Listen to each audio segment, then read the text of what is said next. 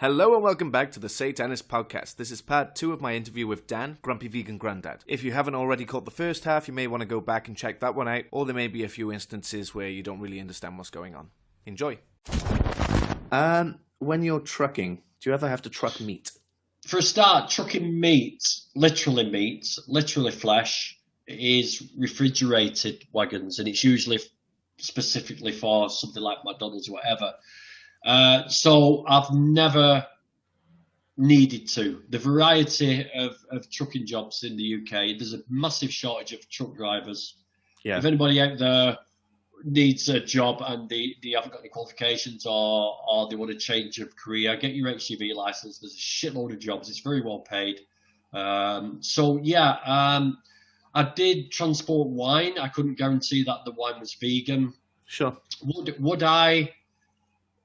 Would I transport meat? Not directly. Okay. Would I drive for a supermarket and have meat products on there, like ready meals or whatever? Probably, yeah, I'd have to. It's just like a vegan checkout person. They can't dictate what they check out. It's just, no, that's right. We live in a non-vegan society, unfortunately, and even driving around on tyres means abusing animals. Even using phones and computers means abusing animals. Unfortunately, we cannot avoid it at the moment. I mean, a more pertinent question to me would be, would you advertise meat products if you got an advert on the acting side of my career? No, I wouldn't. And I've said that to my agent. I will not advertise directly meat products. I will advertise Asda. I will advertise vegan products, but I will not advertise a dairy product. I will not advertise an egg product. I will not advertise a meat product. So that's what I'm in control of.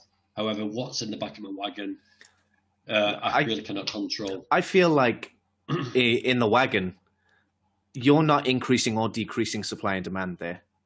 I'm moving it about. You're moving it. And someone else is going to move it if you don't. Yeah, I'm part of the big cog, mate. And we're all part of the big cog anyway. I mean, every single person in the UK who pays tax is funding the animal agricultural industry. Yeah. So if people are going to go down the lines of you're not a vegan because you drive a truck and you're part of the animal agriculture industry, I'll say to them, well, you stop paying your taxes because you're funding this industry as well as sort of helping the cogs to turn. So we can't win either way. So, yeah. No, that's right. When people go vegan, do you think there's value in transitioning rather than going cold turkey, let's say? I'd be a hypocrite if I said, no, you must transition straight away. I'd be a hypocrite to say that. The only time I would say you must do it now and go overnight is to vegetarians. Yeah. Ethical vegetarians. That's the only people that I would say, fuck off. You're doing this for ethical reasons. Stop the milk, stop the eggs, stop the fish now. Stop it. No. You're wrong. That's the only time. As far as non-vegans, I've just watched a video by Hench Herbivore. Yeah, that's the one I'm thinking of when I came up with this question. Right. So yes, your bacteria, your stomach flora, the enzymes and everything. If you go to a high fiber diet, very, very quickly it can cause problems, and it could put someone off and send them back to eating meat again. We don't want that to happen. So I've changed my sort of viewpoint. Viewpoints change all the time, over time, as you get more and more information. Yeah, of course. And I would say to anybody, if you want to go vegan, I would say if you cannot do it overnight, or you don't want to do it overnight, as far as I'm concerned, to do it gradually but as quickly as possible is perfectly feasible, and I'm perfectly fine with that. Yeah, it's got to be done. I mean, even now, I'm still maybe got some gels upstairs in the bathroom that may have been tested on animals. You know, I'm still not 100% there with everything that I do. You know, I've just had a jab that has been tested on animals for I won't say it. So Yeah, I would not say to people, you must go vegan overnight. Now you know the murder. I mean, people will turn it around and say, well, you're still abusing, murdering, torturing animals all the time, that you're transitioning. Yeah. Well, no, I don't agree with that. I think people should, as long as they're going down that road and that the goal is to be fully vegan, then fine, do it your own way, but try and do it as quickly as possible. What do you hate about vegans? I don't really hate any vegans. There is stages of veganism though that I've noticed. So your new vegan is like a rabbit in the headlights. It's like, whoa, it's like there's that. Then as time goes by, you become the angry vegan, and you can't believe that nobody else is seeing what you're seeing. Yeah. And it's like anger, and you can see them on Facebook. Look at what you fucking do, you bastards. Yeah. Yeah, the angry vegan. We all go through it. And then you've got the argumentative vegan, who argues with other vegans. I suppose them are the ones that I want to less. Like we were talking before about the plant-based person. Yeah. These people who slam people who are plant-based and you are not vegan. I don't like them people. Stop it. Stop what you're doing. If you're talking to a plant-based person, you say to them, well done on being plant-based. Do you know you're saving 136 animals' lives a year by being plant-based? Well done on that. I applaud you. However, you need to look at this. You need to look at this. This is the way to deal with them. This intersectional veganism. You knew it was going to come up, Reese. I purposely didn't write this question. Intersectional veganism. I find certain ones very divisive, bad for the movement, horrible people. I don't like them. So I don't fully understand what intersectionalism is. I've sort of gone along that road. I've thought about it deeply. There is a side to it that I wouldn't sit by and see a big protest, like a sign protest thing for the government against slavery on the shrimp boats in Thailand, right? Right. I would sign that protest. I will stand by if there were Thais in Manchester City Centre protesting against this slavery on the shrimp boats in Thailand. Yeah. I would go and join that protest, say, yeah, this is wrong. I would help them, right? To me, that is intersectional. Yeah, it's a part of the big picture, and I would help those people. But to say that you must combat all forms of oppression, otherwise you're not vegan, is wrong, and I totally disagree with that. And that is what some sections of this sort of thing is the idea. Like, if you're not fighting against racism and sexism and so on, you're not really vegan. Is that the idea? This is what they're saying. Yeah, you must tackle these. You must tackle all other forms of oppression before you can call yourself fully vegan. If you're not really, yeah, this is what only a small minority race. Don't get me wrong. This isn't. So I think we're all intersectional because we're all against oppression. We all wouldn't support racism, homophobia. We all wouldn't support any other sort of oppression. We wouldn't support that. We wouldn't be quiet about it. We wouldn't not speak up about it. Yeah. But however, my focus is on the animals. All these human oppressions are on humans who can speak up and group together and tell you what problems they are having. Yeah. However, the animals that I'm dealing with cannot come together and tell you the problems they are having. It needs humans to do that for them. Yes. So that's the difference. That's the difference I feel. I also think like human issues like this are vilified in most of society. I mean, speciesism is the first sort of thing we're taught. This is the first thing we're taught. Yeah. We're taught to love dogs and cats, hamsters, guinea pigs, rabbits, have pet rabbits. But it's okay to murder sheep, chickens, goats, pigs, lambs, test on rabbits because they haven't got tear ducts and all these awful things. You know, we're taught these. Yeah, rabbits. Yeah, that's why they test on rabbits' eyes, because they can't tear up and get rid of the. Okay. It's fucking horrible, isn't it? Yeah, that's not very nice. It's fucking horrible. Yeah. You know, this is why they use certain animals for certain things, because of these particular things. I hope I've got that right now. But yeah, so I mean, I know vegans have been called racist and sexist because they don't want to sort of concentrate on these other things. And right. I mean, if I went to a vigil and I knew there was a racist there, I would call out their racism, but I wouldn't not want people to join the vegan movement because of the political views. They're saying, well, if you support Trump, you're racist. So therefore, if you accept Trump supporters into veganism, you're accepting racism into veganism. This is what this intersectionals are sort of saying. And you get into a whole kind of worms. I don't give a fuck about politics. I know it's important to veganism, and I know we've got to sort out the politics too. But as far as I'm concerned, my job here on this planet is to turn as many people vegan as possible. If I turn one person vegan, they will in turn turn two other people vegan. This snowball effect will happen.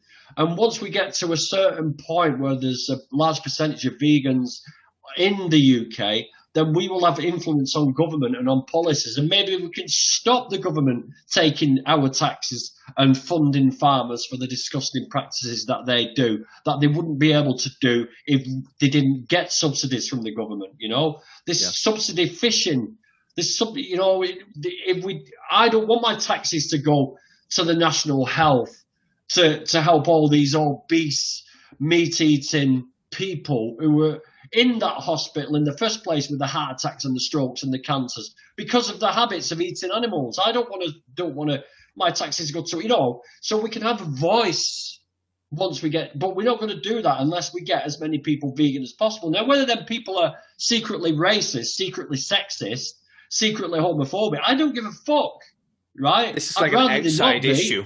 Yeah, that's nothing to do with me. Be vegan and help our cause. If I know you're homophobic, know you're racist, know you're sexist, I will call you out. Yeah. But until that point, until you walk down the street with a Hitler uniform on, goose stepping and doing the Nazi salute, how am I supposed to fucking know? You know? Yeah. So yeah, the vegans I don't like are the ones that divide the movement. And I mean, there's a lot of stuff going on, as you know, about using certain words, and I get it, and maybe there's other ways and means, but again, it's all this talking and not doing, and I'm seeing a lot of that. And so, I'm a strong I'm a strong supporter of the idea that we do need different kinds of activists, like calling, I'll just say it, you know, calling what happens a Holocaust. Some people are not going to agree with that. Some people are. But some people are going to hear that and go, shit, you know what? He's right. And some people might be offended, sure. But, you know, you're not going to get everyone with one kind of activism. Yeah, but, I mean, come on. What the fuck? I mean, the biggest transition to veganism in a country per capita of population is Israel. Yeah. And Israel is basically being created out of nothing from the survivors of the Holocaust and atrocities during World War II. So if using the word Holocaust was such a big deal and such an anti-vegan thing to sort of word to use, then why is the biggest concentration of Holocaust survivors embracing the vegan movement? Yeah, and one of the biggest voices over there, I think, is Gary Yourofsky, who always calls it a Holocaust. Exactly. People resonate with it because they get it, because they were oppressed themselves. I mean, I have talked about, we talk about this putting people off, and I mean, you've heard me talk about this before, using the word rape. We don't have to use the word rape. They're describing the act of what farmers do to animals is fucking weird enough, and that's a good point. Yeah, I mean, you can use rape, and somebody will imagine as soon as you say rape in a non-vegan's head, rape, you will see a man raping a woman, and intersectionals will pull me for that.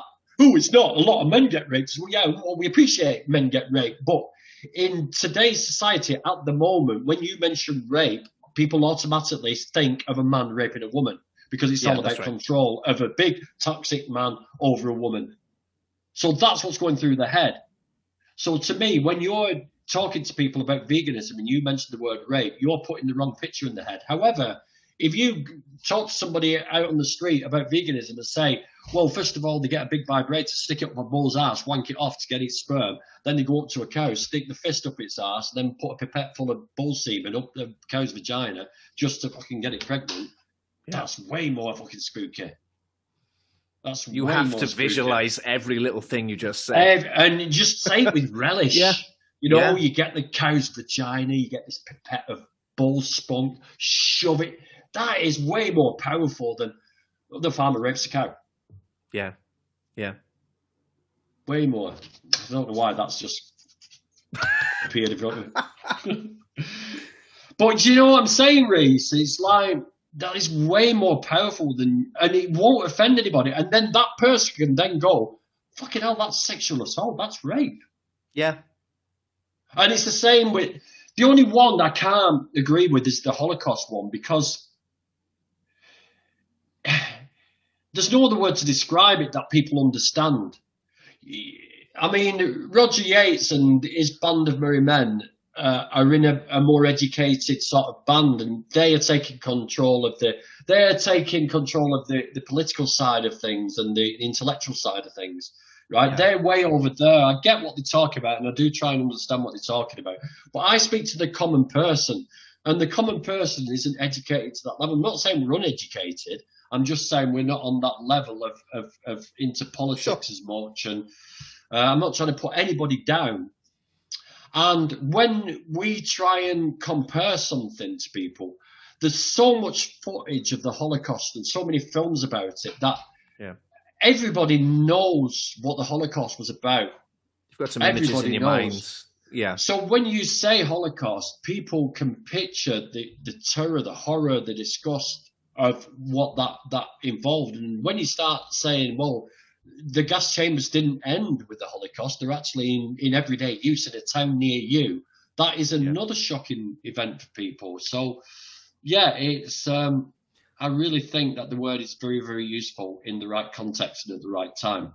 Yeah. I have thought about going down to Prestwich in Manchester, which is a big Hasidic Jew population down there. And I was thinking about taking my camera down there and going to see what they thought about it, which I will do. Yeah, definitely. I'm going to do that and see if I can get some interviews. But they're very camera shy because of the way they've been treated for the last 1,000 years. They're they're very defensive and keep themselves to themselves. So whether I'll get a chat with some of them, I don't know. I just have to use my wit and charm like I do. You probably have one or two vegans down there that you could probably connect with online, and they'll get you in because they'll want to talk about it.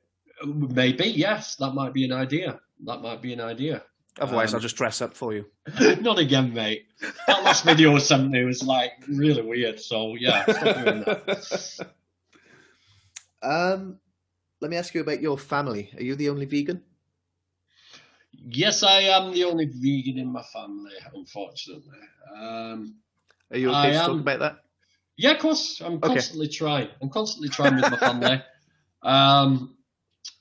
I mean, only the other day, I've got some Aldi non-dairy sort of what they call Magnum ice creams.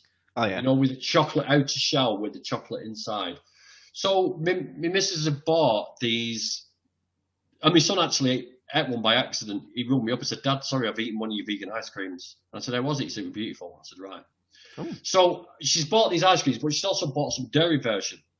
Yeah. So I said, right, instead of buying the dairy version, just buy the vegan version.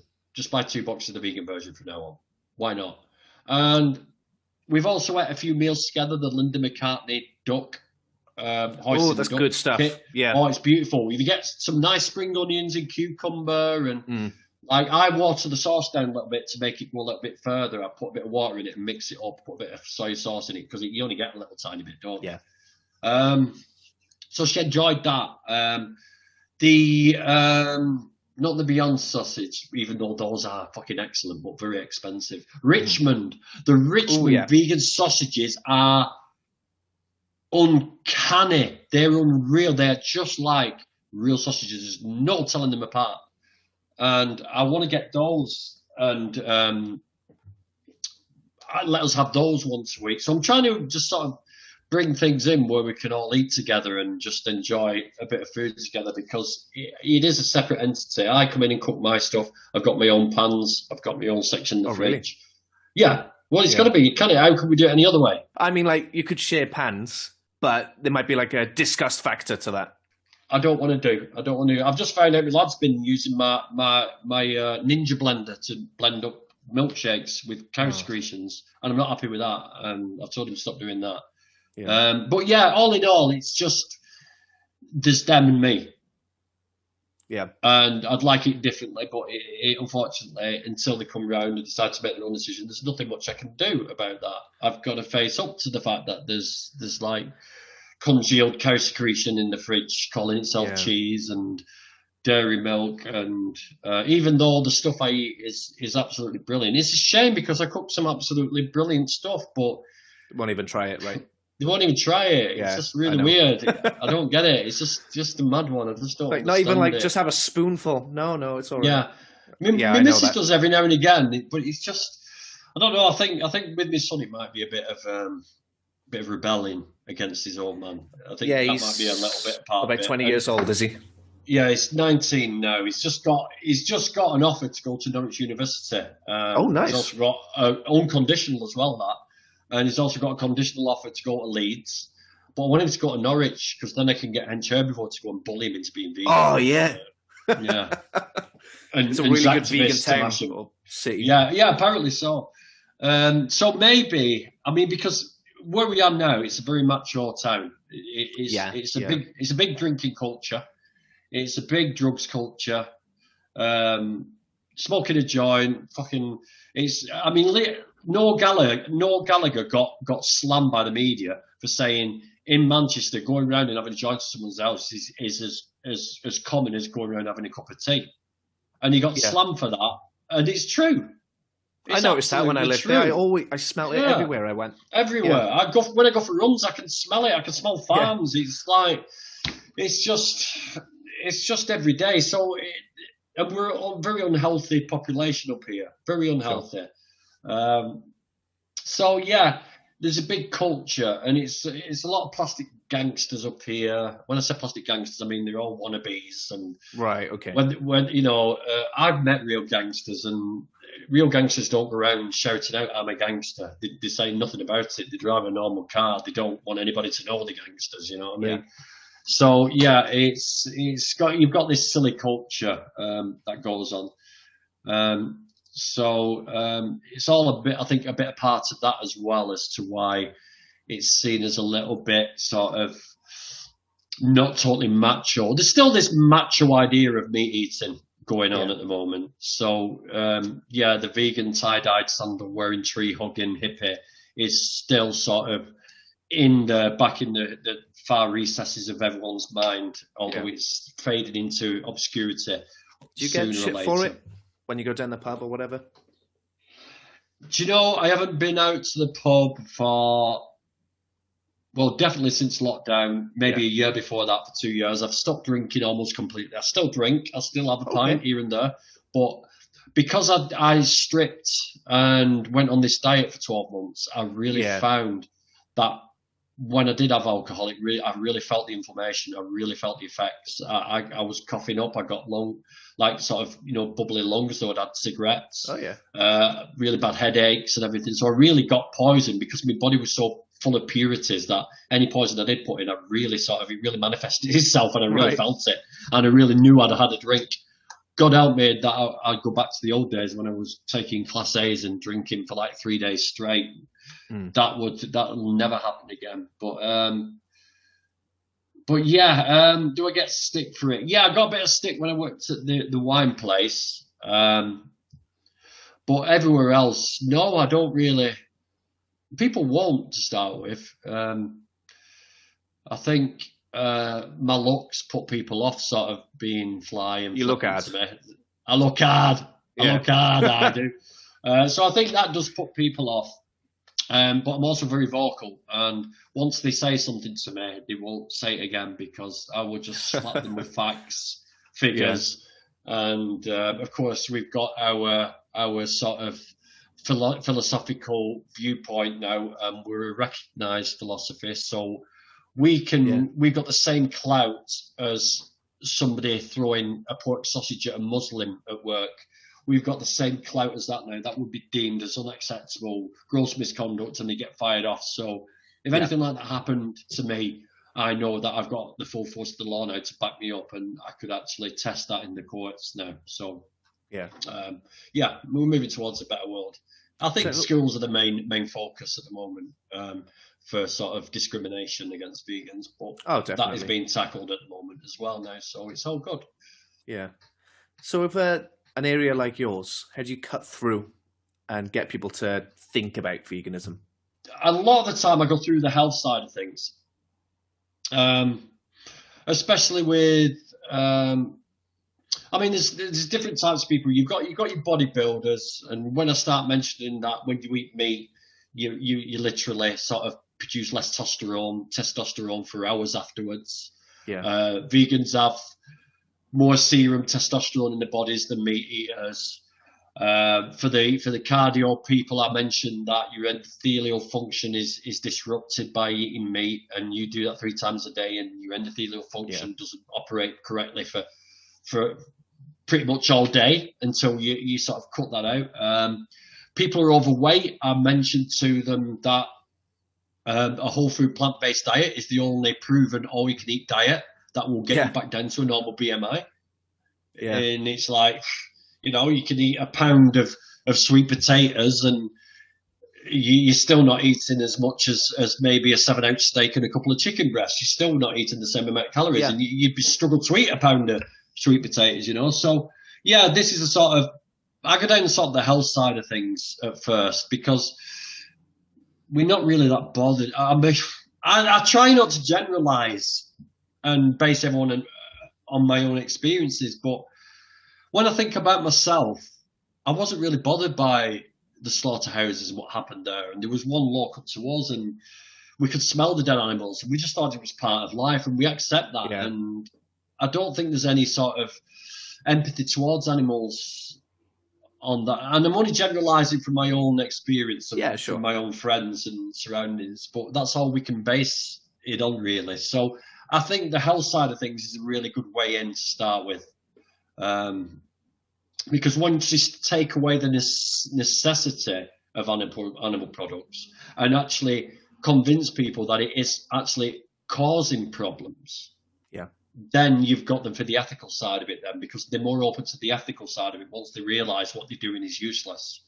Once like my son at the moment with his acne and with his asthma, and I said, try just quitting dairy for a month and see how you feel, and he won't. He keeps putting, like, my wife's spot lotion on his spots, and I'm like, Tyler, you're putting grease on greasy skin. That is the result of the acne in the first place. I said, you're exasperating the problems. I said, the spot is the last part of the life. You need to tackle why it's being exasperated in the first place, why it's happening in the first place, which is eating dairy but once you tackle the causation and the all the sort of like the myths about meat eating and how it's manly and all this stuff, once you tackle that, the ethical side, they're more open to that ethical side of it. I think family, if they're going to change, unfortunately, it's from someone else. A peer, someone to look up to. This is why, people slam famous people and pop stars for jumping on the bandwagon, but I don't see it as a bandwagon, and I think it's really constructive for people with influence like that to come out about the veganism. I was watching Romesh Ranganathan. I remember watching the adventures of Romesh Ranganathan on holidays, and he goes to these different countries, and they asked him to ride on a camel, but he wouldn't, and he sat on the top of a Range Rover instead. They asked him to send this eagle in to catch a rabbit, and he wouldn't, so they got a remote control car with a sort of a stuffed rabbit on top of it, and he did that. And it was like, I really respected him for that. Yeah. And he said it, he come up with it, I'm vegan, I will not do this, you know. So I think people like that have got a big influence, and I think they should speak up. And that's the focus that I'm going to concentrate on this year, is getting people to be more outspoken now about it. I think we need to, and I think that it's endemic in the vegan world of people not speaking up about veganism. Yeah. If you're vegan, you're an animal rights activist by default.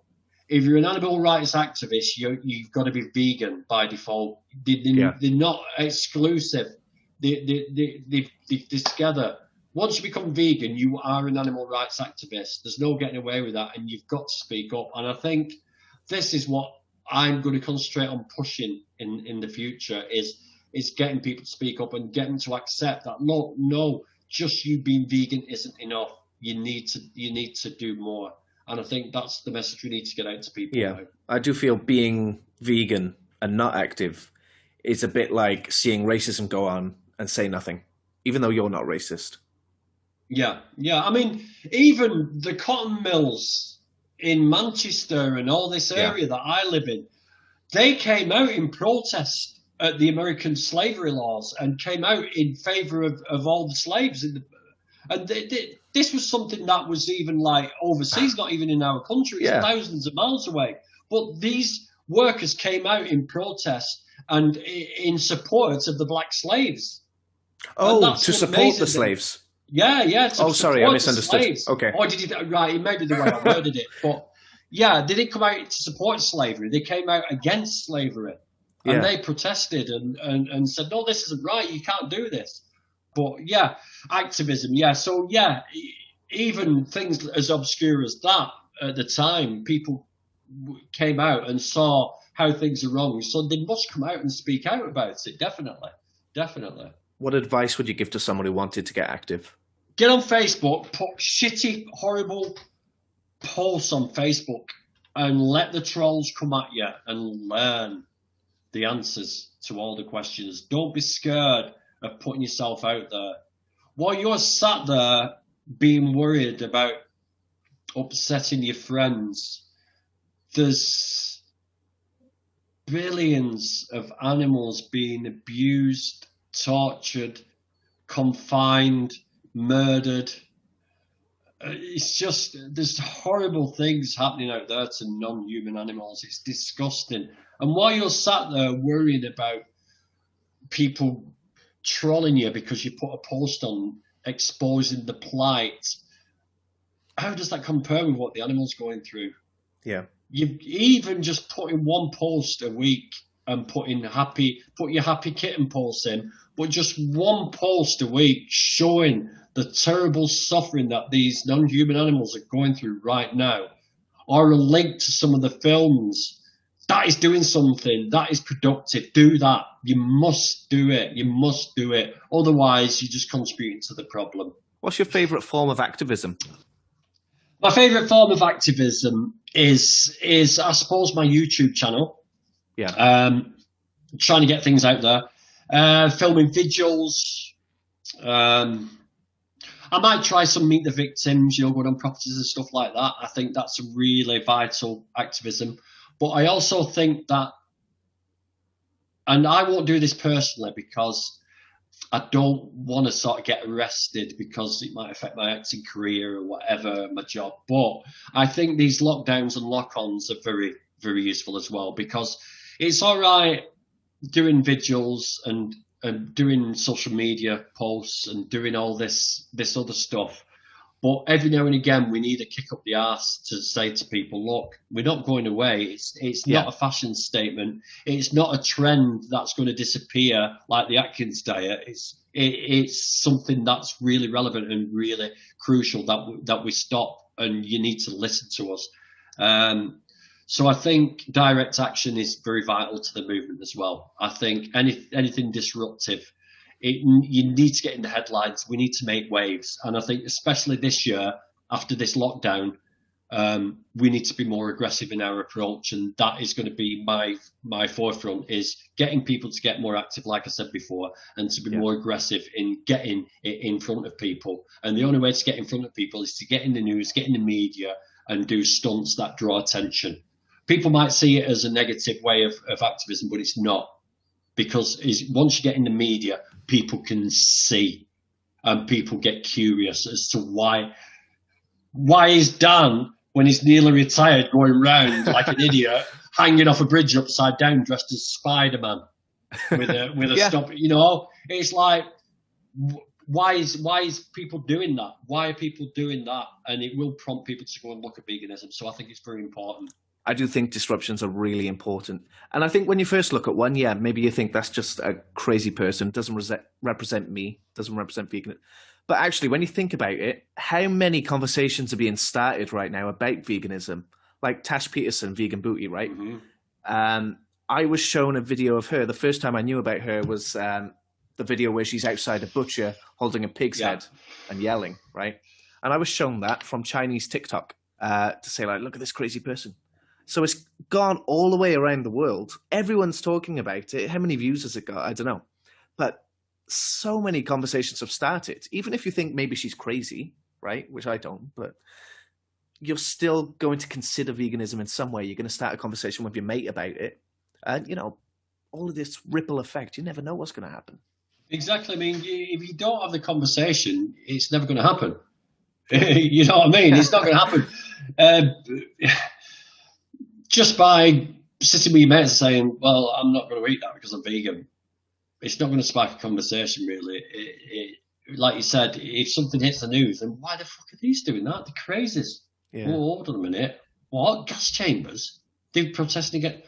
Gas chambers stopped with the Nazis, didn't they? Oh, no. It's the main way of stunning pigs at the moment in the UK. You joke. You know, these conversations won't happen unless they're highlighted and it's put in the mainstream media, definitely. That's right. You talked about your YouTube channel, and that'll be a good way to wrap up. So tell us all about that and where we can find you.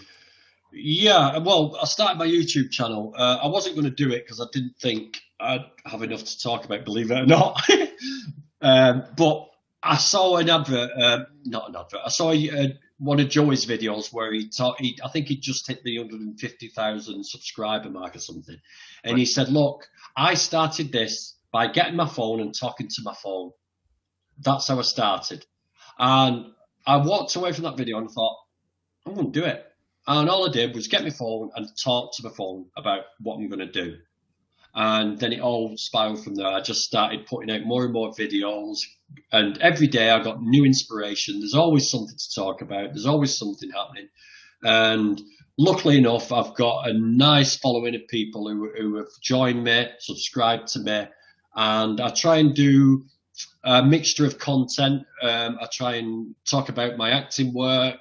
I've got a page 3 model coming on next Sunday from the 80s, a page 3 model icon, which is going to go out soon. But I try and mix it up to try and attract non-vegans as well as vegans, so we're not talking in an echo chamber. So try and be as much variety as possible and try and talk about different subjects, bit of daftness, bit of stupidness, a few live streams, try and get interesting people to come on and talk to me, like yourself. Yeah. Tash Peterson was on a while ago. I had Tash Peterson on. So yeah, it's just a good mixture of different videos. So strongly advise people to come, subscribe, and have a look at what I've done, because you might find it interesting and entertaining at the same time, believe it or not. So, yes. And should we guess the name of the channel? Or? It's called Grumpy Vegan Grandad, because I'm grumpy, I'm vegan, and I'm a grandad. Thanks for listening to part 2 of my interview with Dan. Next week is going to be a little bit different. I'm interviewing my best friend who has just gone vegan. I'm going to ask him how he feels about veganism and activism, and we're going to talk a little bit about the environment too. So make sure you come back for that. Thanks for listening.